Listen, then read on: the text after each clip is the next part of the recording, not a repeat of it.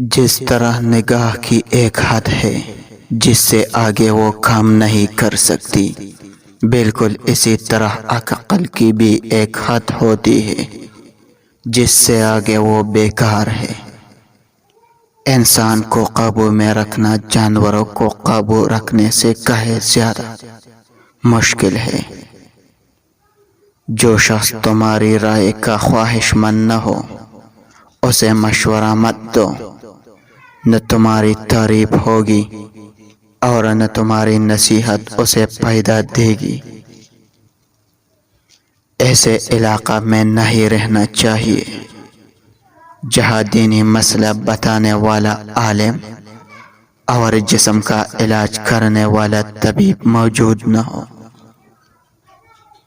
جسم کو 3 چیزیں طاقت دیتی ہے: گوشت کھانا، خوشبو سونگھنا، غسل کرنا۔ ایمان یہ ہے کہ انسان زبان سے اقرار توحید و رسالت کرے، دل سے تصدیق کرے اور اعضاء سے اس کے حکموں پر عمل کرے۔